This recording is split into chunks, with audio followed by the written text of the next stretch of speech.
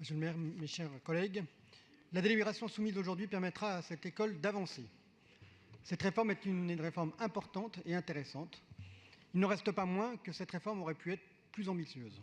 La feuille de route de la maire de Paris à l'adjointe à l'enseignement supérieur, la recherche et la vie étudiante indiquait d'ailleurs en début de mandature le souhait de voir aboutir le projet de fusion de l'école du Breuil et de l'EIVP pour en faire l'école du génie urbain et paysager métropolitain.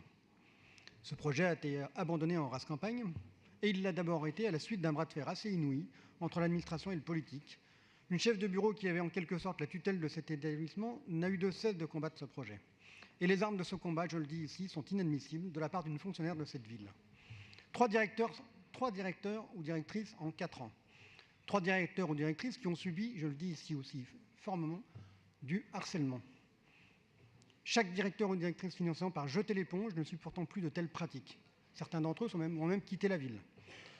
Or, ce ne sont pas ces excellents directeurs de cette école qui auraient dû démissionner les uns après les autres, mais bien cette sous-directrice qui a beaucoup contribué à la crise de nerfs de cette école.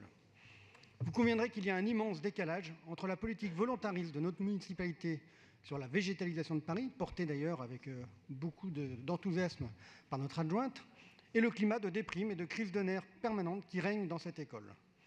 Cette école est pourtant un joyau de notre ville, un joyau pour la formation des jardiniers et paysagistes, un joyau pour l'insertion professionnelle de jeunes qui retrouvent ici sens et désir d'engagement, un joyau pour la biodiversité parisienne. Alors oui, si la fusion ratée est momentanément derrière nous, ce nouveau statut de l'école permettra précisément à l'école dirigeante de s'émanciper d'une tutelle qui a contribué à pourrir le climat de cette école. Nous ne pourrons donc pas voter les vœux demandant de repousser une fois encore. Le conservatisme ne peut plus être de mise et il n'y a plus de temps à perdre. Le statu quo serait mortel pour cette école qui doit retrouver un climat de confiance, justement. Cette réforme permettra à l'école de se responsabiliser, de sortir de la totale opacité financière dans laquelle elle vivait et surtout de trouver de nouvelles sources de financement. Et le IVP comme le SPCI n'ont jamais eu à souffrir d'aller chercher d'autres financements que ceux de la ville. Bien au contraire. D'autant que la dernière réforme de la taxe d'apprentissage offre de belles perspectives à ce type d'établissement. Si cette réforme permettra à l'école de s'émanciper et d'apprendre l'autonomie et la responsabilité, il est indispensable pour restaurer la confiance des acteurs de s'engager aussi sur un projet d'investissement. C'est la raison pour laquelle nous voterons le vœu de l'UDI Modem sur l'investissement et le vœu de l'exécutif.